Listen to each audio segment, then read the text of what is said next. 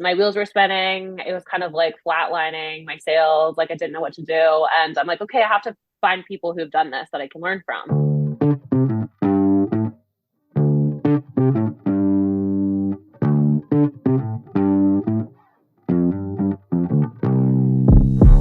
Welcome to Hearts and Carts, the CPG podcast, the podcast about the people behind the products that are winning hearts and filling carts. This cast is for anyone with an interest in the world of consumer products. We're your hosts, Justin Osborne and Alex Hill, and our mission is to bring you weekly content that helps you be a better and more informed CPG professional.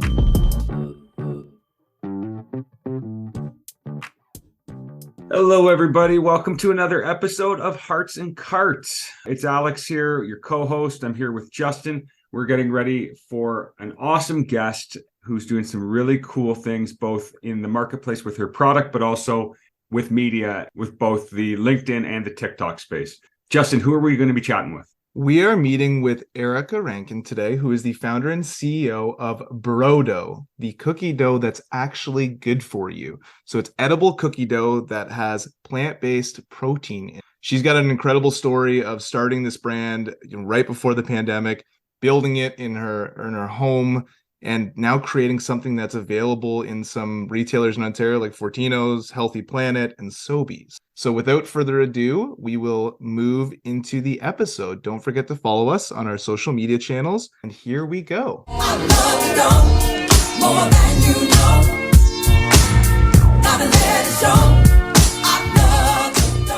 Hello, Erica. How are you doing? I'm good. Nice to meet you guys. Nice to meet you too. Wow.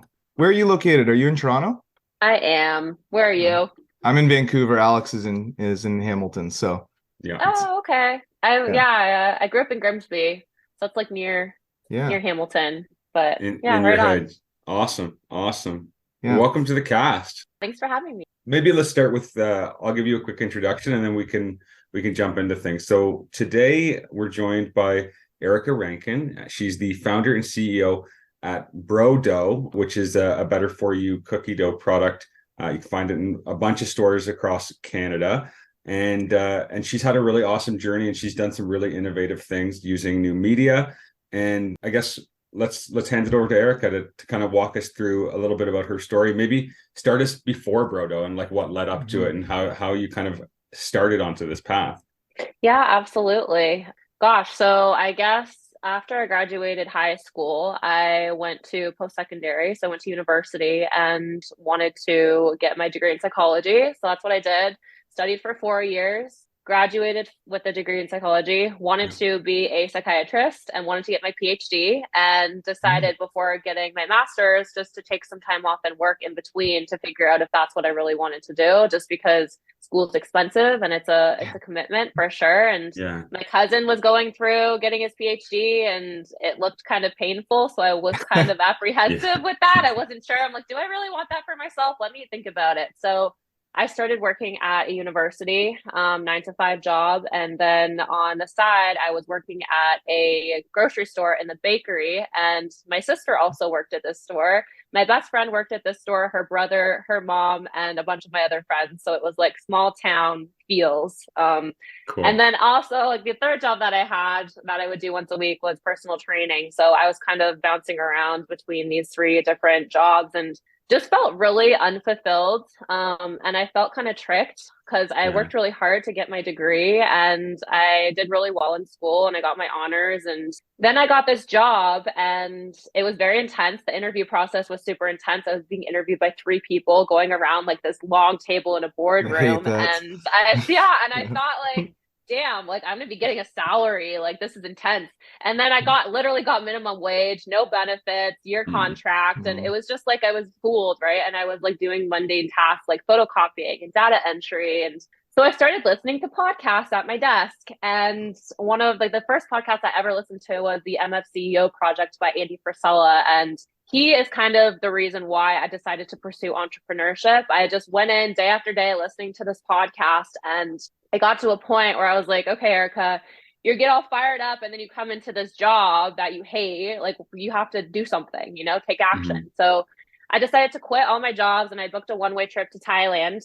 And I actually extended that trip for 2 more months. I was only supposed to go for 1 month. And on that trip, I met entrepreneurs from like all over the world doing all different types of things. Some of them were high school dropouts. Some of them were pursuing industries that they had no experience in. And it just really opened my eyes to the possibilities. And I was under the impression for so long that you needed a business degree, that you needed the Yeah. experience. You needed to be raised in a family who are entrepreneurs. Both my parents, like, I think I'm one of the first in my family to be doing this, right? So I never really got exposed to that lifestyle. And the other thing is too, like when I talk to these, entrepreneurs, the passion and like the way their face lit up, like I've never seen that before. When someone asked me what I did for work, it was like, I work at university and I scan documents and do data entry. I come in and there's a stack of paperwork on my desk and I get to it. So Yeah. that was really cool to me.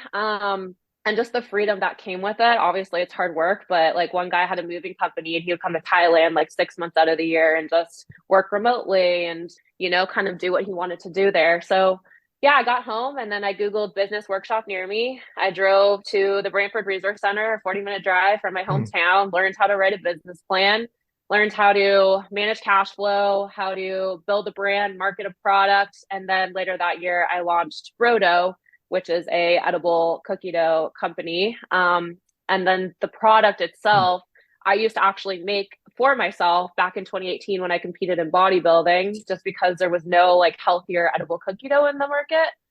So it has added protein, less sugar, cleaner ingredients. And now we're here. Awesome. That's a pretty intelligent and thoughtful thing to be doing in your early 20s, especially the choice to be like, I need to take action. I'm going to separate my life. And it seems like you really punctuated it with this journey. So it's pretty cool. It's pretty cool. And I'm assuming Brodo, like the name, is that like, do you even lift, bro? Or is that like, Yeah, it's funny because like I used to be like I still go to the gym workout, but like that was my whole life for like years. And I was so immersed in like the bro culture and it was just a term that was thrown around and it kind of explained the product itself. Like it has the added protein and a lot of the people who consume the product are like into exercise and weightlifting and all of that. But then there's also like the moms who buy it for their kids and like the vegans and the health conscious consumer. So yeah, it's interesting to see who purchases the product, but that's where the name came from. Yeah. I mean, I grew up in a time where I would eat raw cookie dough, but it wasn't vegan. Looking back, that probably wasn't something that my mom should have been letting us eat, which is just kind of funny. And so the concept of it makes perfect sense to me as just somebody that loves the taste of cookie dough, right? And then you have the added protein in there. So when you started making this, like, was this just your version of like a protein bar that you would have after the gym, or like what kind of kicked this off? Did you just love cookies? Like where did the thought come from? Yeah, similar to you. So my neighbor's mom was a baker and we would go over there and she would have like buckets of like raw cookie dough in her freezer and like fondant and stuff like that. And we would eat so much of it to the point where I would get so sick. I would feel so sick. And it's funny because it's actually like the raw eggs. Yeah, like you can get sick from eating that, but it's the raw flour because you need that kill step when you bake cookies. There could be bacteria and even E. coli in raw flour, and that's what can make you really sick. Yeah, so I used to eat a crap ton of it, and then even on our lunch break in high school, like I was like a chubby kid, I liked food and snacks, and I would go across the street to the grocery store, and my friends and I would just buy a roll of like the generic like Pillsbury cookie dough, and just eat straight from the roll, and then I'd go back into like my class, and I would feel terrible, like I'd have like a sugar crash and a tummy ache, and there's like it's just so bad for you, even though it tastes so good. So I guess I really liked it as a kid and I just wanted to kind of reinvent like that nostalgic snack for myself. And I also used to make really weird things. Like I would make brownies out of black beans. I don't really know how many people would buy them. Yeah, I would do that. And I would do like chocolate pudding out of avocados. And then I would do this like protein cookie dough and I would roll them into like little balls and then freeze them. And then I would just have them as like a snack with like a coffee in the afternoon or whatever. Just to kind of curb a sweet tooth. And yeah, I decided to package it and sell it because there wasn't really anything like it in the market here. You sound Yeah. like you were living much healthier in your early 20s at university than I was.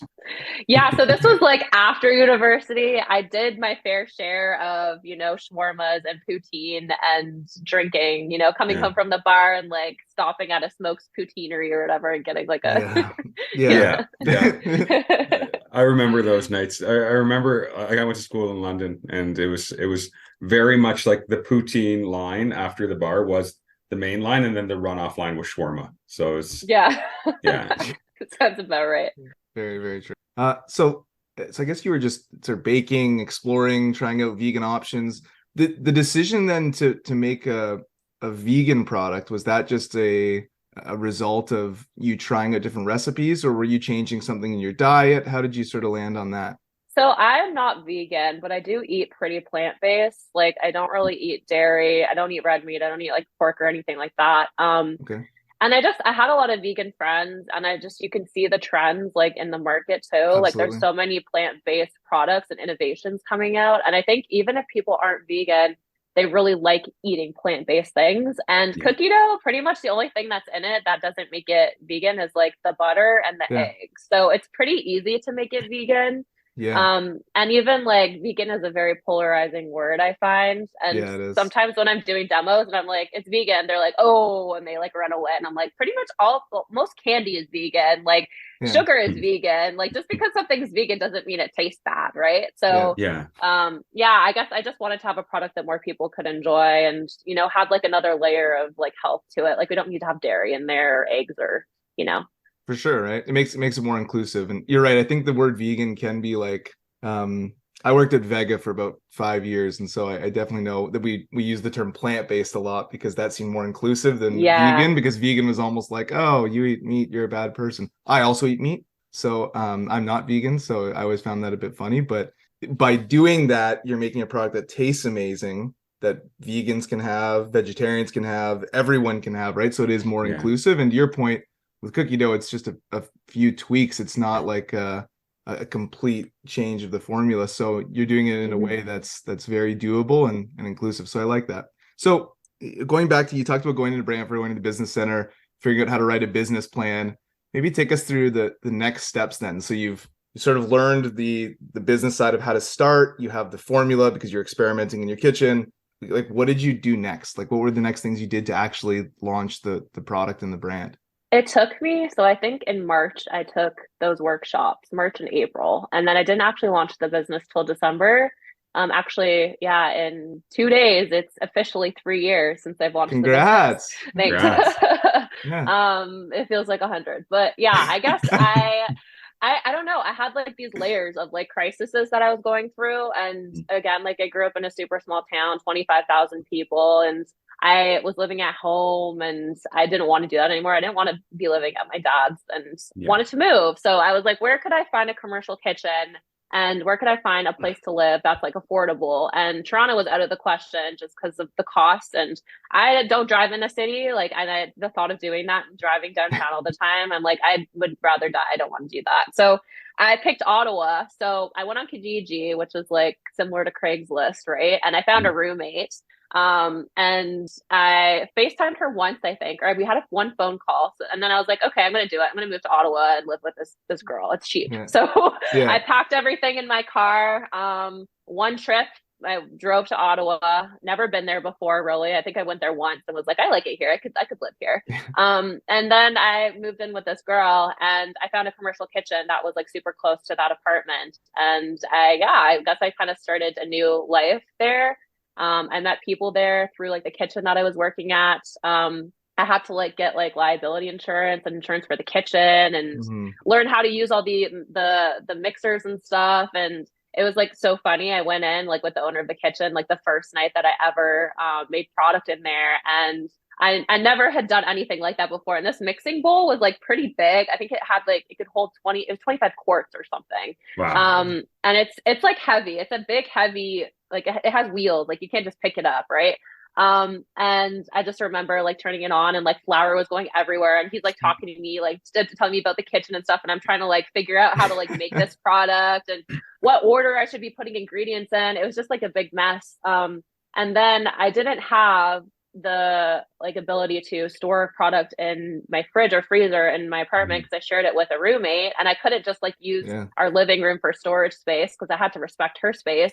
So I used my car. So it was the middle of winter. So December to like February, March, I literally drove around with the heat off and stored cookie dough in my trunk, and I would pack in the driver's seat. So I would have like, I would go in my room.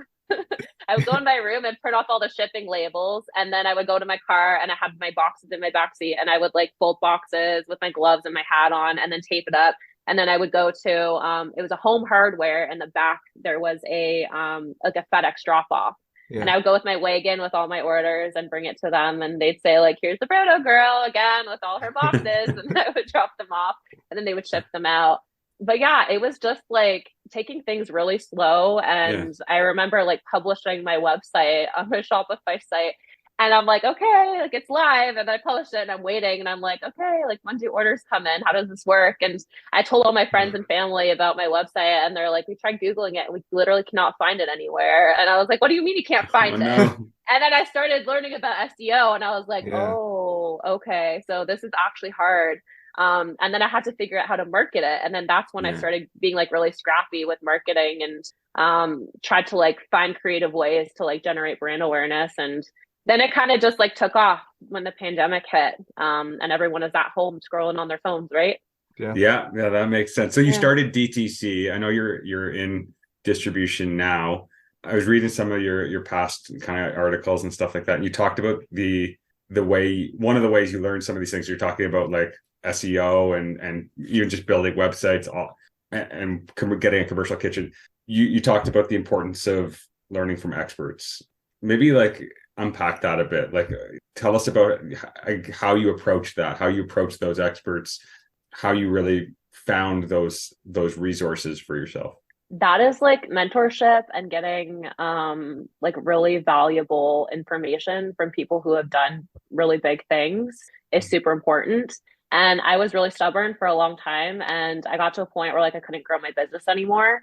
And my wheels were spinning. It was kind of like flatlining my sales. Like I didn't know what to do. And I'm like, okay, I have to find people who've done this that I can learn from. And that's like, it's intimidating approaching people like that. And like you never know what they're going to say, but I always like from that moment on, I'm like, okay, relationships first, business second. And I went on LinkedIn, and I just started connecting with all the people that I really admired in my space. Like, for example, like Mike Fata is one who is the founder of Manitoba Harvest, Susie York from Love Good Fats. Like those two individuals, like I think they both took calls with me. Susie took a call with me. She was on her way to a meeting, and it was in her car.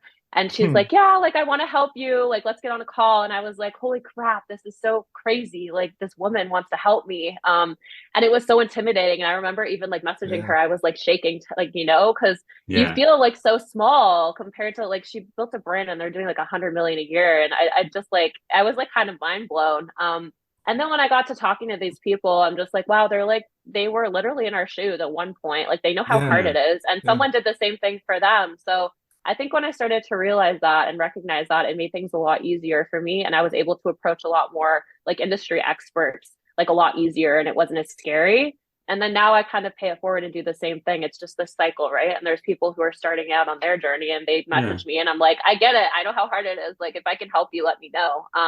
But going to people who have done it and have been successful and asking them questions, and also asking questions that maybe you think are dumb, that, just like I laid it all out there and asked every single question that I possibly could. And it prevented me from making a lot of silly mistakes with the business, with, marketing, or like every aspect of the business, because they've done it all right. So I always tell people, just like ask questions, ask all the questions, So love it. Love it. Yeah, no. And Mike, we had on, I guess 4 weeks ago now. And that guy is just doing so much to help people. He like makes all those resources available. Super nice guy, super smart. So and Susie too, like she's gonna be on the show in the new year, and I reached out to her and she's like, yeah, just text me.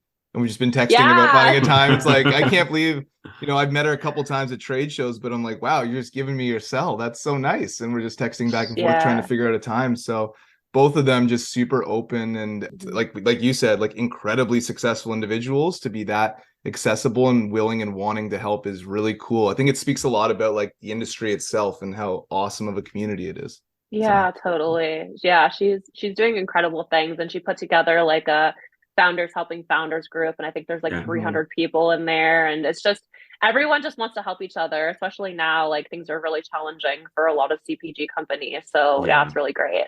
So you started out DTC and you say COVID was kind of an explosion for you. Maybe talk to us a little bit about that, because you said you kind of launched in August, but really like started going in December. Like 3 months later, world shuts down, which in many ways made running business tricky. But at the same time, obviously a lot of people were probably trying DTC for the first time. So talk to us about like some of the awesome parts of that in terms of like what sounds like a big uptick, but also some of the challenges and navigating that, especially as like a solo founder, like, being alone, like during the pandemic, probably Mm. not easy. So Yeah, there's a lot to unpack there. Yeah, I guess, man, it was really interesting because the first like December 19th or whatever I launched, right? And then I had like I think the first month in December I did like 18 sales, like 18 orders. And a lot of them were my families and friends, so it didn't yeah. really truly yeah, count to me. And then like, January was kind of the same, February was kind of the same, and then March, like everything shut down, right? And I was kind of really upset because I thought that retail was going to be a big channel for me. And I had all these events planned. Hmm. Like I was going to have booths at like, like the Toronto Pro Show and like these like different, like fitness events and farmers markets. And because that's how usually a lot of food and beverage brands are built, like doing events like that and getting feedback from people and, Yeah. just getting out there talking to customers. And I didn't have the ability to do that. So I just, yeah, went hard with social media and started posting on my Instagram story, like talking to my customers and my followers. And I had like 200 followers, but the way that I spoke, you would think I had like 200,000 at the time. And like, hey guys, we have a restock, or like, we're going to be doing this and this. And like, and I don't know, I treated my followers like they were my friends essentially, and I would reply with like videos and like voice notes and made them feel like really included. And I think that it's in itself, and even the way that I went about like packaging and shipping orders, I had a handwritten note. Like I would put on a Netflix show and just sit and like write notes for like wow. hours, and then Mm. like then those would be shipped out with orders. And I think word of mouth is like very underestimated because, like someone gets that type of package with a note, then they tell their friends, and then their friend would follow me and then purchase. And then with like COVID, everyone like being on social media, like I don't know, Hmm. like I started taking advantage of TikTok, and like I was posting on Yeah. Facebook too. And like I had one TikTok go viral, and it was exciting but terrifying because I like didn't really know what to do. I it was and again, like there's so many challenges with my business model. Like I launched a perishable product direct to consumer. So Yeah. like, it's one thing when it's winter, but then when it's summer, Yeah. I had like this TikTok go viral, and thank God that it was like in the winter and it was cold. I literally had, I think it was 150 orders in 48 hours. And I messaged my friend and I was like, can you come over and help me fold boxes? Like, I don't know what I'm going to do. And it was like a Friday night when this video went viral. And I woke up on Saturday and was like, oh my God, like, what am I going to do? And I bugged my friend. We went to the kitchen, made a bunch of dough, brought it back to my condo, picking, packing orders. And then I stored them on my balcony out in the winter cold so they could stay cold. And then I shipped them the following day.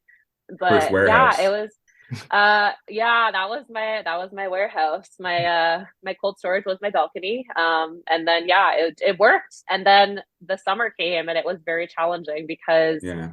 like customers would put in like the wrong address, or they would not be home, or like there was so much that like I lost a lot of money. And I realized, okay, maybe this business model isn't really going to work and be Yeah. scalable long term. I need to find another way. And then that's when I sort of pivoted and decided that I wanted to get into retail. And that's what this year has been, is just going hard in retail. But the pandemic in itself, like it forced me to really like understand my customers, build community, because I was really Mhm. relying on direct to consumer. And just because I wasn't able to get feedback like from going to events, I had to find a way to get feedback like online. And just like Yeah. opening dialogue and like really talking to them. And they got to know me too as like Erica, right? Versus just like Brodo and the founder of Brodo, which I think really helped me build the company. But it was definitely lonely. Like I lived alone, I was working alone, and I'm grateful that I had a lot of like virtual friends that I could Yeah. kind of, like go to and speak with and, vent to. But yeah. Yeah. I know you've talked a bit about like the importance of being vulnerable, and you kind of touched on it with like mentors and stuff like that. I think like I can see that in the way you're kind of, recapping the journey. So Mhm. you're chasing brick and mortar now, and talk to us about how that's going, what the learnings have been, what the experience has been like. I know that's always a tricky thing to navigate with any new startup. So curious to hear what your experience has been. Yeah, it's a lot harder than I thought. I'll be honest. Yeah. It's very shiny, and like people think that, oh, like once you get into stores, it's going to be easy and you're good and you're solid and it's, Yeah. effortless from there. And it's actually the opposite. And you need to be so strategic, and every move you make has a cost associated with it, right? And Yeah. I've had some people approach me, and because I'm in the middle of a raise right now, and they're asking like, how come you're not in more stores? How come you didn't take a national listing this year? And I've had the opportunity, but it's just a matter of like, again, like this is the first year, and even last year, that I've been really able to go out and like, engage with customers and get their feedback. And um like it's one thing to have an online product because people come to you and they find you, but if there's just like someone walking in the store and they see your product on a shelf, are they going to pick it up? Is the price Hmm. point right? Is the packaging right? Is the call outs Mhm. on the packaging right? Like what is going to make them pick it up and purchase it, and then also be a repeat customer? So I spent like, and it sucked. And I honestly was like digging my heels into the sand and really didn't want to, but it was so helpful. Like I did a crap ton of demos last month. I spent like 40 hours in the grocery stores, like on a Friday Yeah. night, like giving out samples and getting feedback. And it's funny, one person's like, oh yeah, I've been following you. Like, you must be making like so much money. You're doing awesome. And I'm like, yes, that's why I'm here Friday night giving out samples to you. uh, And I was like, I'm so flattered, but like, Yeah, look at this. that's nice. Yeah, yeah, yeah. And I wear like a bucket hat, and like I have this like suit with like cookies and stuff on it. And like, it's funny because like a couple of the managers of the stores are like, why would they make you wear that? And I'm like, this Why is would my they make company, and I chose to wear it's this. my decision? let me talk to the Yeah. higher ups. I know. I was like, right? It's so rude. But yeah, like it was just, like I got a lot of feedback. And I guess being in 100 stores, like I just Yeah. wanted to test it, right? And be like, Yeah. okay, is this product gonna sell? Because like if you launch into, and there's a lot of founders that make this mistake. They launch into too many stores too quickly, and then their product's not moving, and then the Yeah. retailer's like, sorry, we're gonna kick you out, right? And it's Yeah, harder to get back in the second time. And also if you pay listing fees, it's a You're lot of money, screwed. and you don't get that back. So Totally. yeah, we're like changing the size of the product, we're like tweaking the formula, changing the packaging. All of that's coming out like in the new year. And with that, then I'm just going to test that out in the current stores that I'm in. And once Yeah. I'm confident that velocity is there and it's being picked off shelf, it's like, okay, then maybe let's pull the trigger and launch into like one national account and see, and have the funding to support it as well. Like demos are Yeah. so important, and marketing, and then you have to do all these promotions with the stores, and it's so expensive. And I wish yeah, more consumers like kind of understood the process behind it. And even I have customers that are outside of Ontario, and this one customer, she messages me like every month, and she's like, I've been waiting so long, when are you launching the stores out here? Like, I'm like, I really really love you and love that you support, but it's really hard, and I need to be very careful with what I do with the business. So I think as long as you're very like for founders that are taking things slower, just like fully communicate why you're Yeah. doing that with your customers, and they'll understand and they'll wait, right? yeah. I'm I, impressed to hear you say that, because I think a lot of founders do get distracted by like the shiny object of like national listings, yeah. right? And I've seen it a lot, 20 plus times, where companies Mm. expand too quickly, and there's only a few large retailers that are national. So if you get one, you feel like you won the lottery, and oh my gosh, now I have this huge brand and now I'm rich or whatever, right? And then there's a lot of hidden costs in there. If the product doesn't move, you're in trouble. You've already done the listing fees. There's a co-op. If you ship them Yeah. late, there's a fee, there's, et cetera. So it can hurt you. So I think it is important to be patient and build sort of like a local following and then build out. But a lot of founders don't have that discipline to actually do that. So to me, it's impressive just to hear you think like that and talk like that. And then also understand the importance of demos, because to me, that's huge, because you're getting instant feedback on the product. And a lot of times if they don't know you're the founder, it's actually better because they'll be more Yeah. honest. Like if they Mhm. because you want them to tell you what you need to know if there are things they can improve. If you're the founder, they might hold back. If Yeah. you're not, they might say, "Oh, I don't like this about it," and then you're like, "Oh, wow, that's actually a good call," right? Hmm. For Um, sure. yeah. Yeah. It So can hurt Yeah. your feelings, but it's necessary. yeah, it Yeah. probably hurts your feelings, but it's true. A lot of feedbacks like that when you get it, it Yeah. kind of hurts your feelings. Then you think about it and you're like, "Damn, they For the were right." business, for the best. Yeah, absolutely. Yeah, that's very cool. So what stores can we find you in? Just give a shout out to those stores so people can know where to go. Yeah, we're in and I have like a store locator tab on brodo.ca is our website. But we're in all 14 of those locations in Ontario. We're at Summerhill Market, Organic Garage, Sobeys, select locations, and then Healthy Planet. Those are kind of like our major accounts that we're in. And in terms of one question, I was quite like, because there's not really anyone doing what you're doing right now. So it's like, what's your adjacencies? Where do you target in terms of your shelf space? You know what? This is an interesting question. Yeah, when you go to retailers, Yeah. they put you wherever, right? Like Yeah. you can give your opinion, but they put you wherever. And in one account, they put me in the dairy set next to like yogurts, and it gets more foot traffic, right? So Yeah. that's That's a good good. spot. But I found when I'm doing demos that all the consumers or the customers, they tried my product, they immediately went to the natural set. So I saw them. They would go to the natural Mm, set of the store and then they'd be like, your product's not there. And I'm like, oh, it's actually dairy. But my product's Mm, vegan, it's healthier, it's cleaner, has added protein. So even though that part of the store, like the natural value set or whatever, gets less traffic, that's where my customers go. And I think that's where it makes a lot of sense. And it's been like merchandised in kind of like the same set as like the refrigerated bars, like Perfect Bar and Midday Squares, and those kind got of it. like grab and go snacks. So yeah, we're I guess that's kind of like a test, right? Like in some stores I'm there, some stores I'm like near the checkout, like near those bars and stuff in the Yeah. fridge, and it moves really quickly there. So again, it's just like really testing out like where it makes sense, so where it sells the best. Makes sense. Makes sense. Yeah. I guess I mean, that's a good way to approach it. Try some things, see what works. And it sounds like you're experimenting with pack sizes as well. Like, is it like pick up and eat like now or take home and store and, have it for a while? And you can actually bake cookies with this as well, right? Because I know we've focused mainly on just like consuming raw cookie totally. dough, but you can bake with it as well, right?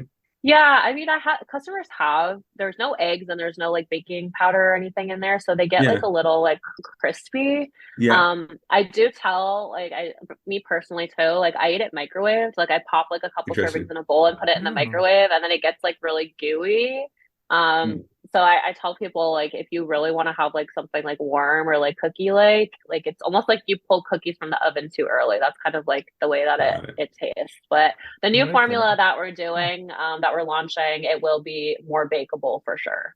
Very cool. Very cool. Yeah. And what's that been like in terms of like as you've gone on, like you're talking formulations, are you like and just team in general, are you like getting more scientific with things? Are you bringing in outside help on any of that? Like if you're reformulating, what's that experience been like?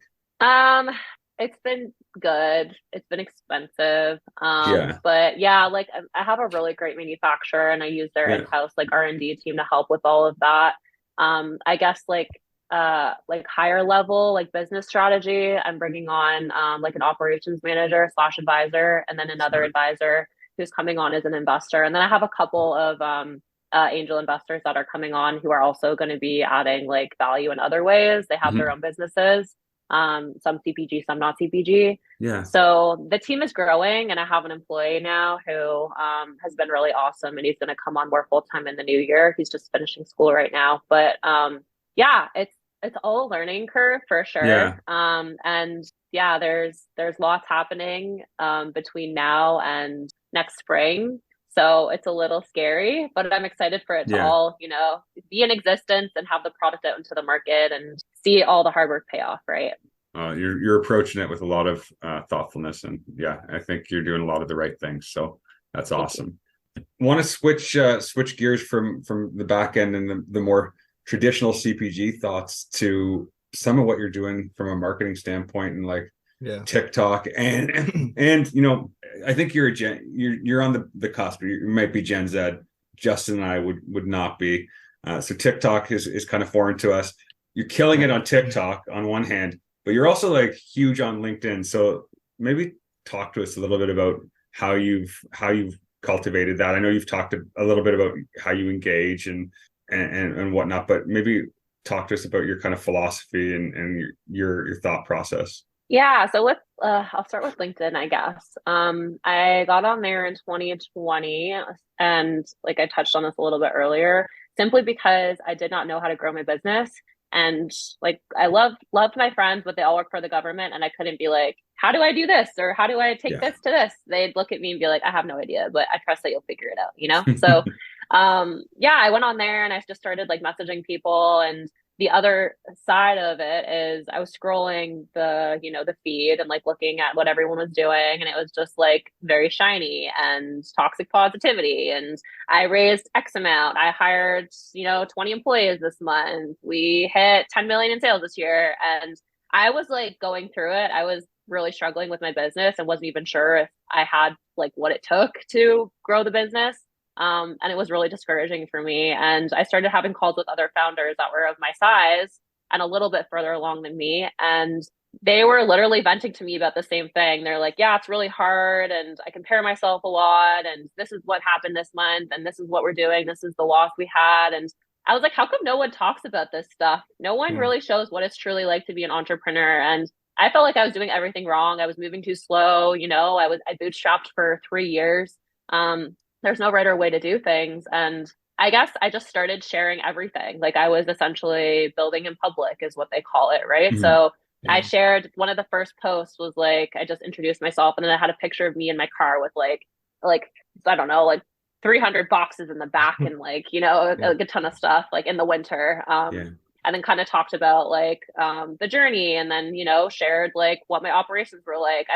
At first I was like almost, it was weird for me because I'm like, I'm posting a picture of a fridge or a freezer in my living room, and like this is like my operations, and then you typically don't see this type of business behind the scenes. So I just started like documenting everything, sharing everything, the highs, the lows, and like naturally like a lot of people gravitated towards the content because it resonated with them and they could relate to it. And I was getting messages from people all over, and they're like, thank you for sharing this. Like I would love to share it, but I'm a little scared to post about it. Or, some people are still uncomfortable with sharing that side of things. So, and eventually, like, I think more and more people are getting comfortable doing it, especially now. Like, you see so many companies doing it. And like, it makes me so happy to see that people are very honest. And even like my friend, Alex from Genius Juice, like, shout out to Alex, he posted about getting delisted from a big account because they did something wrong and like the learnings from it. And like brands don't usually talk about that and their Yeah. failure. So Yeah. I think, yeah, like that's the stuff that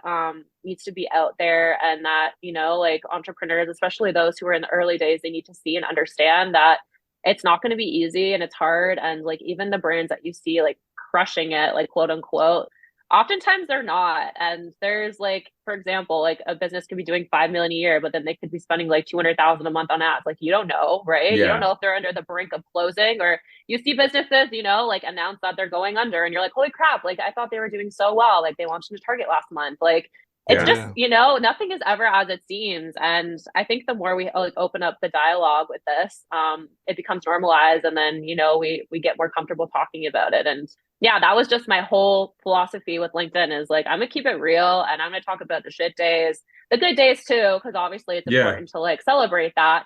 But yeah, talk about the crap that goes on. And then also in that, like talking about the hardships and the things and the failures, but what I learned from it and how someone could avoid the same mistakes that I made, that's key too.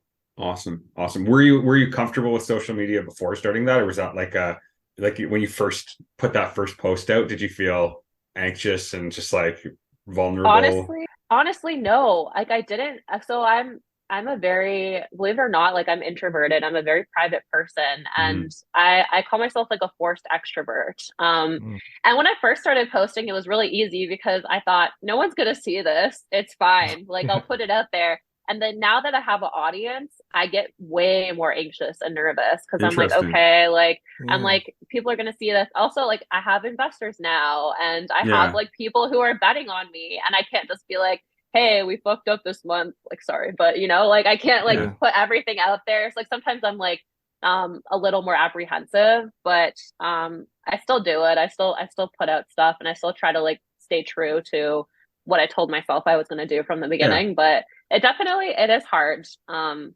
I understand like why a lot of people don't do it and why they don't want to do it because it's Yeah. uncomfortable and you're going to get people who support you and love what you're doing and then you're going to get people who are just negative, but the positive outweighs the negative for sure.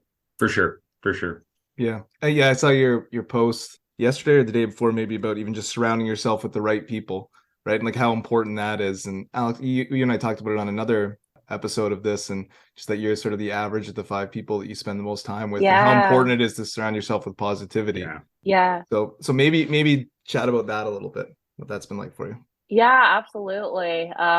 Like, yeah, I think that's been the hardest point or hardest part of entrepreneurship for me. Like you kind of have to shift around people in your life. You can still keep in touch with a lot of your old friends, but I just had to bring in new people and associate myself with new people. And this year, especially, like even these past few months, like I started talking to people who almost like mirror me in a way, like but Mm. they keep it real and they're like, Erica, like you need to like bring things down a little bit, or that's not a good idea, or like they're very honest and they're also like, they want the best for you, right? And that's what you need. You can't have people around you who are small minded, who are gonna, like Yeah, keep you from achieving, like be an anchor essentially. That's the way that I look at it, Yeah. right? Like people are either giving you things, giving you energy and pumping you up, or they're taking it from you and weighing you down. And I yeah, think for so long I affiliated myself with the wrong people and I wasn't understanding why I wasn't getting anywhere.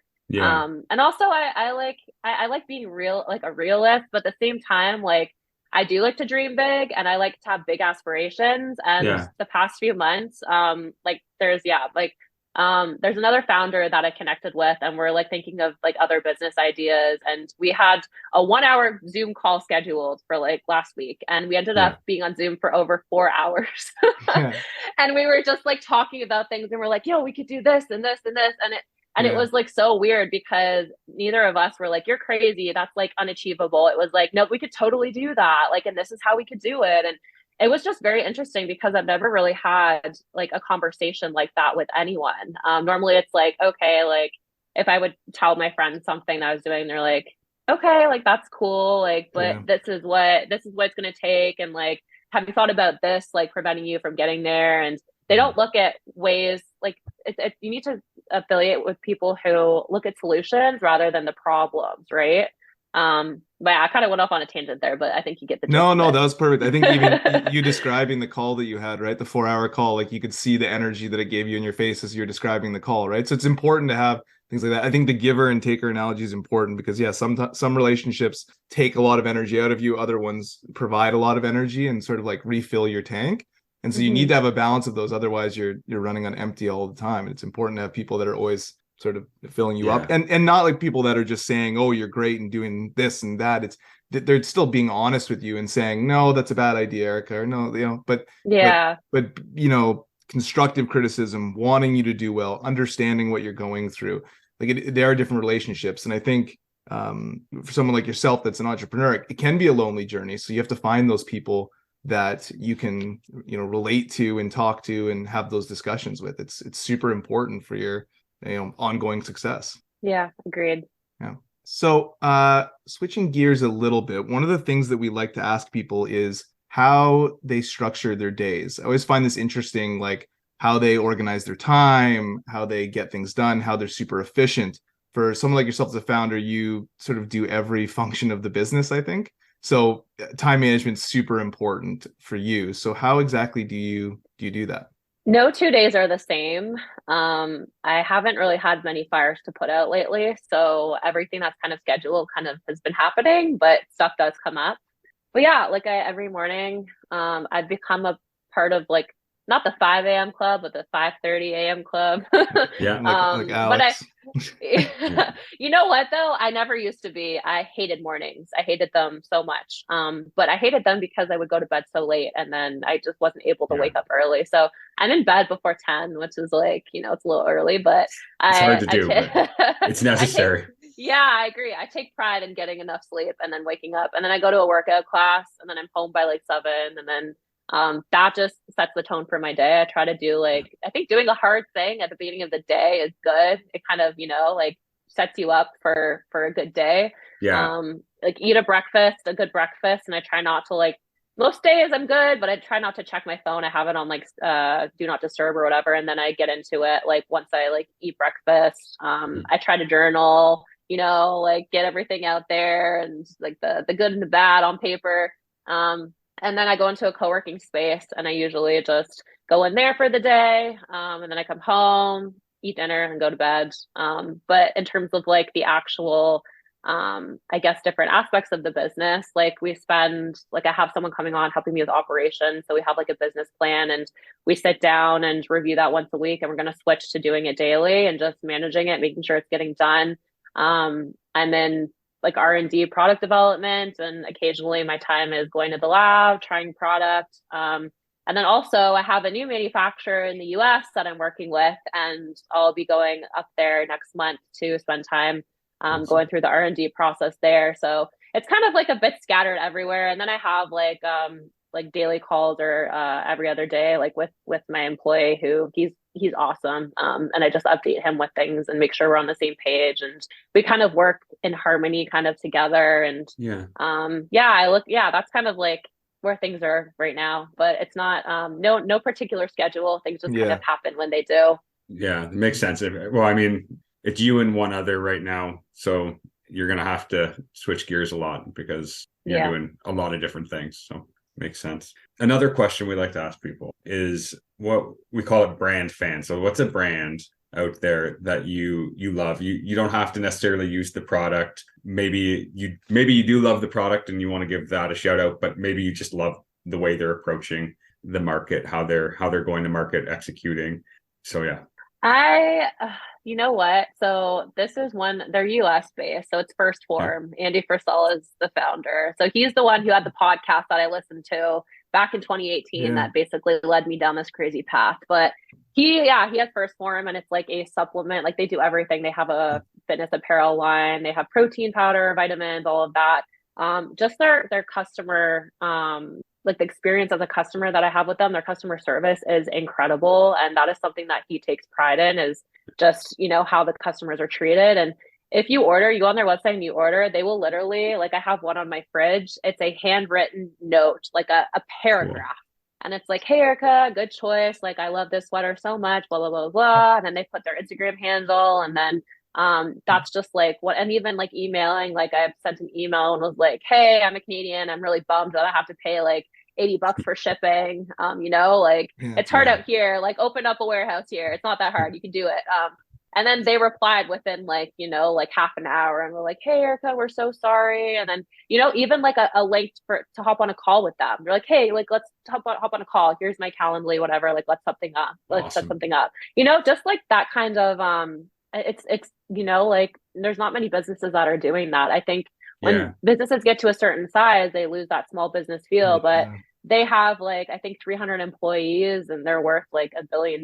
They're doing Wow. incredible things, and they still have that small business approach to the way that they treat their customers. So that's just one company that I really like want to model my company after, and like still have that personal touch. I absolutely love that. I think I don't know if we've had anyone talk about customer experience as articulately as that. So really, really, really smart, really and I think you're already living up to it by the sound of it. If you're putting your own handwritten notes and the way you're engaging on social. So keep that up. It's awesome. Thanks. Alrighty. Last question for you that we sort of ask all our guests. If you were talking to somebody that was, starting down the same path as you, a young entrepreneur, young person entering the space. What is one piece of advice that you would want to give to be successful? Yeah, man. I think like think bigger, maybe. Like I guess the mistake, and am I allowed to like go more in depth into this? Absolutely, Absolutely. absolutely. Go Yeah, ahead. take your time. And Okay. if it's too Yeah. We're pretty casual here. Yeah, I always say so one yeah, piece of you advice, but people have said I two feel or like three or whatever, okay. I It's feel like your I go off on soapbox. I go off on a tangent a lot of times. Okay. But I guess like for me, like I launched with like a cookie dough company, right? And it's bro Mhm. dough. So I kind of pigeonholed myself in a way. It's like, okay, like for example, like there's made good, right? And made good, they do, it's not like made good bars, it's made good. They do bars, they do crackers, they do gosh, like Mhm. everything now, right? So that's the brand. Brodo, like I'm going to be staying like under that brand and then launching things that make sense with that brand name. Like I wouldn't go and launch chips. Like that just doesn't make sense, Yeah. right? So I think like thinking bigger about what you want the brand to be and what you want it to grow into, like whatever you're doing. And it comes down to like I talked to someone this week and I don't know if it's true or not, but there's like this analogy that they used. And in Toronto, there's a bridge that was made like years and years and years ago before there was ever a subway line. And this bridge was made with the intention that one day there would be a subway line underneath it. So they built it for that purpose. They're like, okay, like we don't really need to build it and with the intention that there's a subway line there, but there will be one day, and then that way we don't have to rip it down and build a new bridge. So they built the bridge, and then sure enough, years later, the subway line was built, and it was built underneath there, and it was super easy to put it in because the bridge was already built for the like intention to have the subway underneath. So it's kind of like that with your business, I think. Like think about where you want it to be and like where it's going to go, like from the beginning. And I think I didn't really think that through too much. I was just like, okay, this is my product. This is what I'm doing today. And while it's good to think, like, like get through the day and think about the month and the year, whatever, like think about like 5 years and 10 years and what you want your brand to be or your business to look like and make sure you set it up that way from the beginning. Cause it'll be a lot harder to, backtrack and change things as you go once you kind of make a name for your brand. So yeah, that's like my 2 cents, I guess, on that. That's awesome. And I actually love the bridge analogy. That's kind of cool. Yeah, I think Yeah. that's great feedback for anyone starting out. My head's like trying to figure out which bridge it is, like as well. I can't remember. This guy.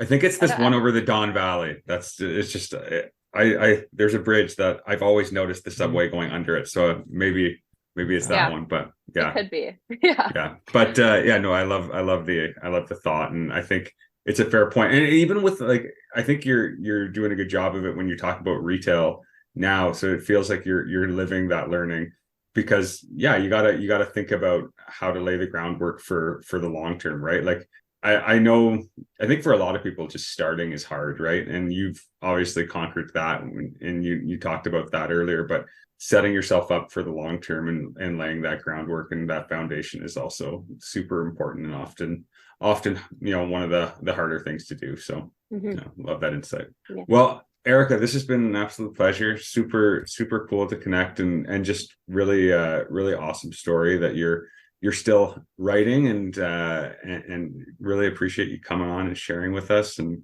sharing with our audience. And yeah, it's just really great to meet you. Yeah, you too. Thank you for having me. Thanks so much, Erica. Great meeting you, and hopefully we chat again soon. Yeah, absolutely. Awesome. Have a good day. You too. Thanks, guys.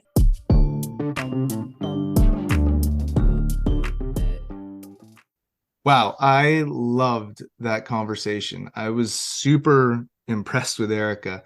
Alex, what do you think? I think she's awesome. I think she's super thoughtful and insightful, and I love some of the ways she's approaching her business and thinking about things.